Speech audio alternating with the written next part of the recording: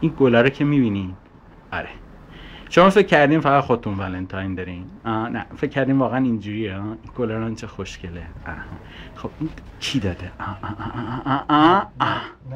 نه نمیشه. ببین باید ببینم. من جوون بودم نفهمیدم. نه ببین میشه بپرسم این اشغولانه مخصوصی که در کردی برای من، ببین آمد جلو این اشغولانه.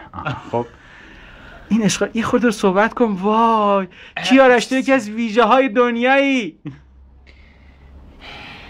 این گل سرخ من است، دامنی پر کن از این گل که دهی هدیه به خلق، که فشانی بر دوست که بری خانه دشمن.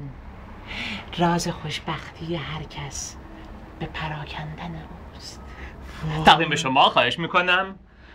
بله این خیلی اشغولانه بود. الان این ببین من اینجوری بغلت میگیرم، اینجوری که مثلا گل باشم، گل بشم اینجوری. وای کیا تو ولنتاینی کردی، با اینکه من همش میگم آدم باید نمیدونم چی مزدگان بگیره، همون ایرانیه رو بگیره، مزگان، سپند مزگان، ولی آخه این رفتار تو خیلی عاشقانه بود.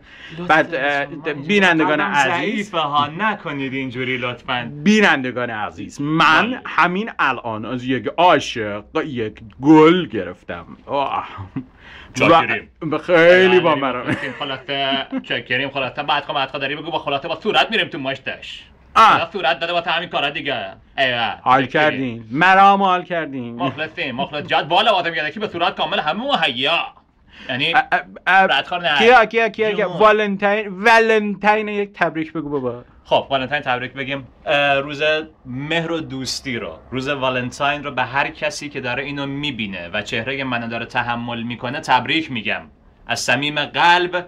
و ای کسی که داره اینو میبینی، بذار شعرم بگم که بلدم. حسن تو همیشه در فزون باد، رویت همه ساله لالگون باد. یعنی هر ولنتاین و هر روزت ولنتاین باشه، روز مهر و دوستی باشه و هر روزت هم لپات گلگون و رود لالگون دیگه. از این حرفا دمت گرم. وبلاگیا حالشو بردین. آدم تو غربت و سرمایه آمستردام. اینو می‌خوام وبلاگ پس می‌خوام چیکار کنم؟ مرد تموم پرونده بسته. آبروم سوراخ میشه اینجوری بابا.